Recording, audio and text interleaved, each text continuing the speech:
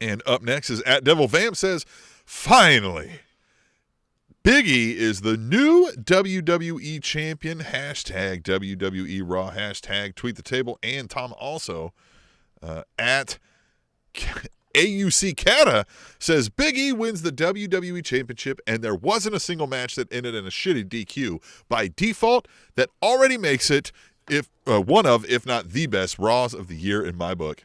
Hashtag Tweet the Table. Yeah, well, we can discuss. I mean, yeah, maybe it's the best Raw of the year, but the bar is decidedly low. I would like your opinion first on the Big E. Whatever, just go ahead. I got to still formulate my thoughts because I'm so mad. There's no story. Like, I know we love when we get like hey, everybody wants this guy to be something, right? We love that with Mick Foley, and they did that with Mick Foley. However, it also accompanied a storyline that like was really cool and drawn out and thought out and intricate. So like, I mean, you know, as intricate as you're going to get in 90s wrestling. Right. But there's just nothing here. Like, he says, like, I'm going to show up, and I get it. And, like, yes, he performs it well. Like, he's standing in the background fucking with folks like, hey, man, your night's about to go shitty. Like, I love that. But, like, it would have been better if, like, this was, like, the crescendo of doing that to somebody, right? And it's just, like, finally here, right? Like, if he would have said this, like, a month ago and kept showing up and built to this, maybe. But just, and I just don't. It's the definition of WWE to me. Yeah. In this modern era and, you know, the 2020s right now, right? Because you had the fucking story developed probably on accident and you didn't even go with it. You had Bobby Lashley beat the shit out of Xavier Woods. Then you had Bobby Lashley decimate Kofi Kingston. Big E, the third New Day member, could have easily said, I'm cashing in because I'm taking out Bobby Lashley for him beating up my friends. That's the story. Instead, you just said, LOL, what? Look at this. I'm going to do this tonight, I guess. Like, that's the laziest fucking thing you can do. And for all the masterminding MVP and Bobby Lashley have done over the years, that like they can't find a way to fucking stop it when he warned them of it for nearly 24 fucking hours. Yeah, the story was there.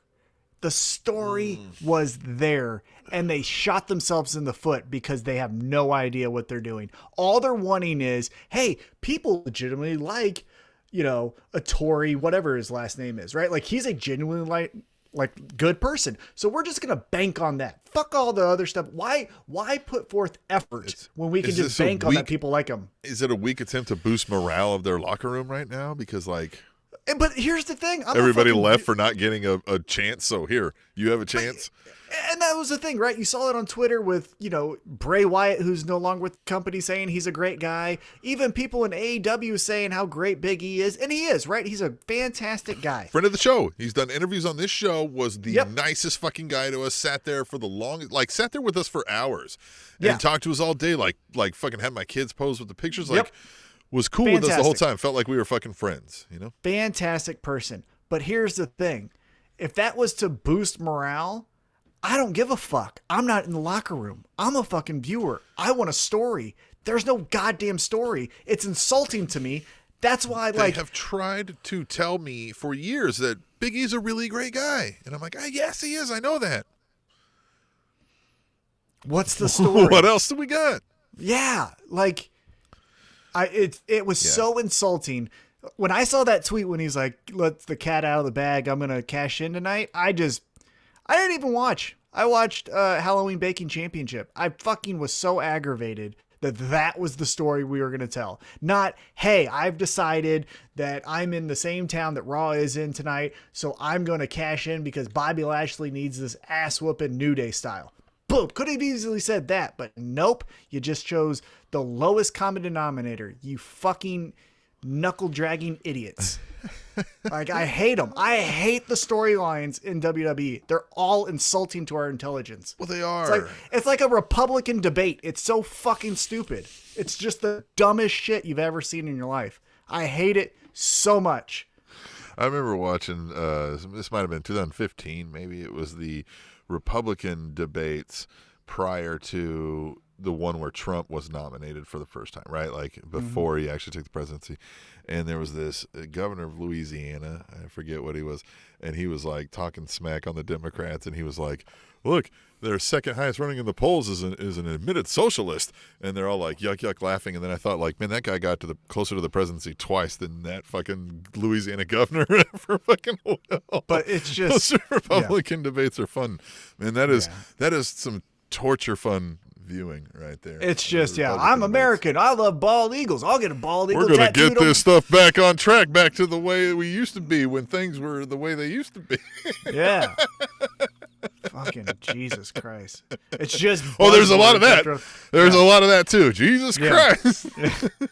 God, but Jesus Christ. But going back to WWE. Yes, we're here for wrestling. Yeah. It's seriously insulting. Like, it is. And look, we could split hairs all day on every promotion, but Impact, MLW, AEW, and even GCW at least put forth effort to bank on you're going to like this person, and here's the story on why you're going to like them. And that's what I respect. That's not what I respect in WWE. Yeah. That's all I'll say. Listen, I like my presentation clean and like the bright lights, right? This is why I like WWE before, so I like AEW over, like, say, indie wrestling if I have the choice of my viewing at the moment. But the storylines matter more. So I would tenfold rather watch a Nick Gage storyline match crescendo, even with the shitty lights and the bad streaming, over, like, even though I like Big E and I want him to succeed, like, this just isn't, like... It's nothing with him, right? You could put anyone in that spot. Yeah. Dude, I want that guy to make $20 million and hold the title 20 times, right? Like, love it. You could put Chad Gable in the spot, right? Like, it's not against the person, it's the storyline. And even your point about Chad Gable, or excuse me, about Nick Gage. Nick Gage is beloved right now in the IWC.